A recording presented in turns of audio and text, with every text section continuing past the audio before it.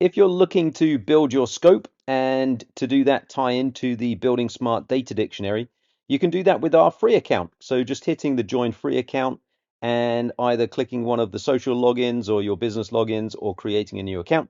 I just so happen to have an account. So if I click the login button here in the top, this will take me to our account.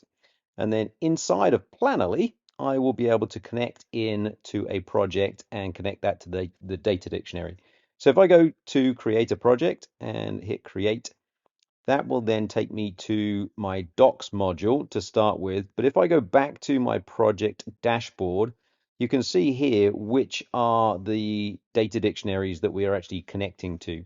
If you go to the project settings up here, I can then choose which of the classifications and the properties dictionaries we are wanting to connect to. If I wanted to, for example, choose another one, I could simply choose that. Let's stick with the Omniclass, or actually let's choose Uniclass as an example here and use the IFC 4.3 as the properties domain.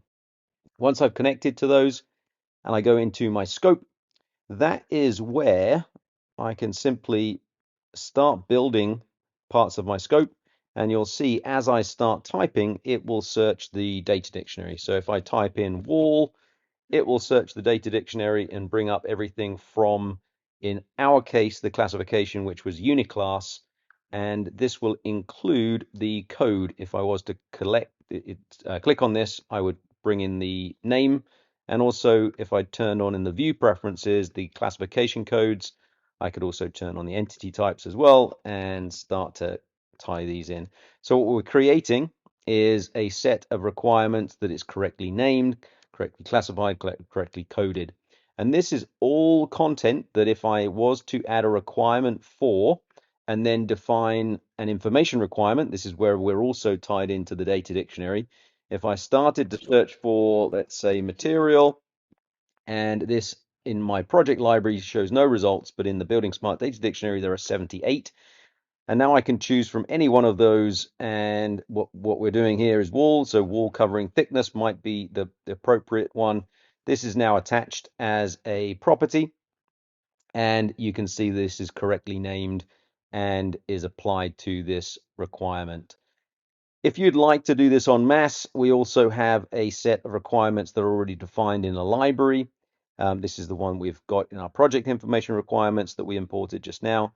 But if on the left-hand side, we access all of the IFC properties en masse, and this makes it maybe easier if I was to bring in some properties that are associated with the P sets, I can simply choose the ones that I would like to bring in, add those 5 that are selected, close the library, choose the ones that I actually want to specifically apply. So if I choose these 4 in addition to the one that is already applied, we get all of that structured data with all of the properties and the rules in all of the P sets correctly defined. The last step, if we wanted to follow the buildingSMART workflow, would be to export this as an IDS specification. Information delivery specifications will allow us to define exactly in a machine readable way what those requirements are. There are a few settings in filters. We could define this per team, but essentially if we were to create this and export that, let's download it and then open it.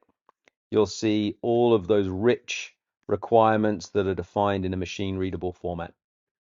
That's the workflow, connecting first of all to the right data dictionaries, using those in the lookups as you start to search for both the elements in the list and also the properties that can be added, and then completing the workflow using an export to the IDS. You can also verify models inside of the Plannerly workflow in the verify module for project compliance, and all of your files are filed under the file manager. Let us know what else we can do to help. Hopefully this streamlines your BIM workflow.